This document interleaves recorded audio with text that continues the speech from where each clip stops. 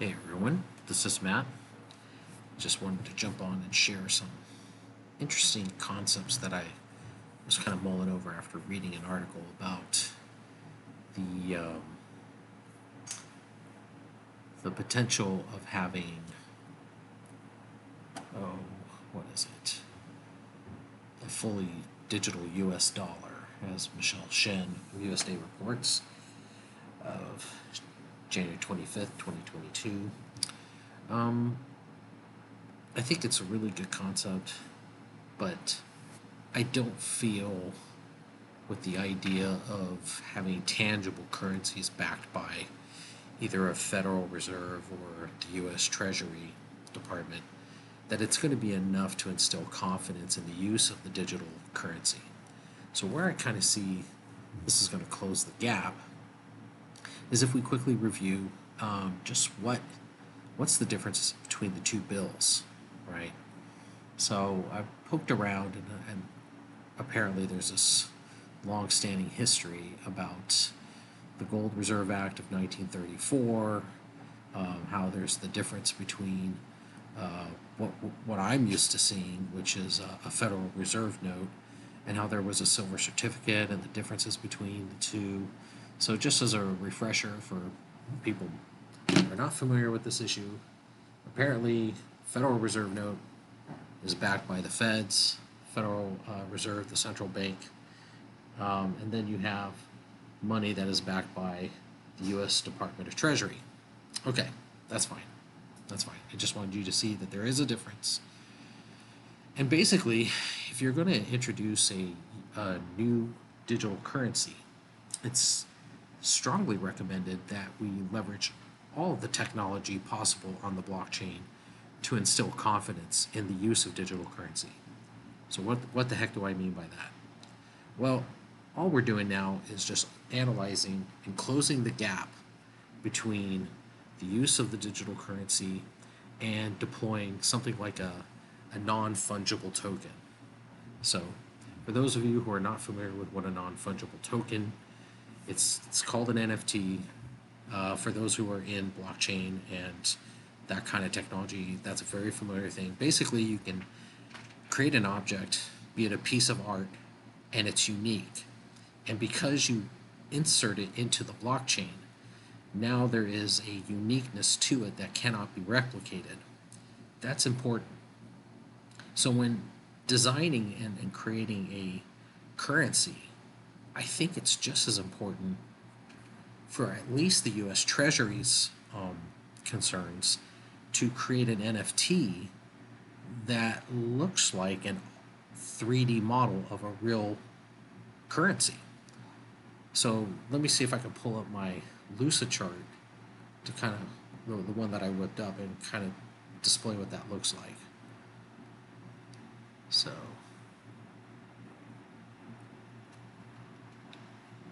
So here's what the concept is. You know, the United States developed some token, right? That's good. It's on the blockchain. Doesn't really matter what system. You know, is it on the Bitcoin? Is it, is it on Ethereum? Is it on Solana? I don't care. But then what you do is you insert an automation process that just randomly generates these 3D representations of currency. Could be a dollar, could be a coin, floating in augmented reality. But then you basically attach a seal that has a serial number, okay? And since it is an NFT, you now have a serialized serial number on the NFT that represents that one instance of a virtual dollar or coin. So now you've got this thing floating in space. You know, a person can open up the object, look at it in their 3D visor, and see that it spins around in augmented reality. This is a coin.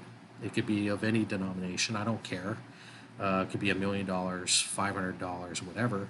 But what's nice is the serial number of the NFT is unique and can be centrally controlled based on that number. Now we have a watershed moment where not only does it behoove the United States to continue down this path and create a central currency, but then to take it that next step level and gain the assurance of the public that you can randomize an automation of serial numbers and attach it to a new object of the NFTs, and each object is recorded and centrally maintained through the US Treasury. The reason why I bring up US Treasury is because now that means any of the United States agencies can develop their own coinage, their own system of monetary exchanges. We can bank and invest on aspects of the U.S. government. We can back the U.S. Treasury. We can back, other agencies, and they would have their own coinage and NFTs. For the Federal Reserve, the Federal Reserve can basically take my idea and go with it. But the criticism here is Federal Reserve by nature is fiat money, which is pretty much on the same level, as I understand it, to what we have now, which is the altcoins, the bitcoins. It's all fiat, right? It's all faith-based. Certain coins, I will make a distinction, is community-driven, which means as the community gets bigger and the circulation of those altcoins decrease, the value increases. So that's an inverse mathematical equation, meaning it's time to die the minute the last coin is used, right? But in this case, the U.S. The Federal Reserve doesn't really need that kind of assurance or backing. They don't need to go through the aspect of creating an NFT for assurances. They could continue doing what they've been doing, which is just issue random serial numbers, and those serial numbers are injected into the blockchain. So this project right here with what they're doing could be up and running in a matter of months. But I would say for the Treasury Department, that actually has fixed assets, actual limited reserves, I would definitely say adding that layer of a non-fungible token with a serialized embedded object here would actually give control. So you have this, randomized dollar that's created by this automated NFT artist. It's serialized. The seal itself has an embedded object of a separate serial number that is controlled and maintained by the US Treasury. Now we close the loop.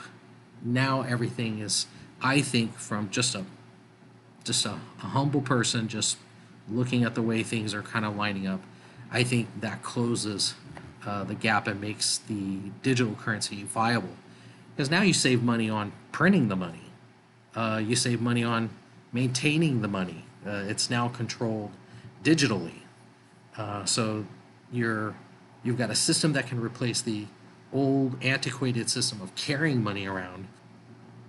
And now with the advent of new wallets that can bioscan your face, your eyes, your hands, these new crypto wallets can nail down who's using it and record it.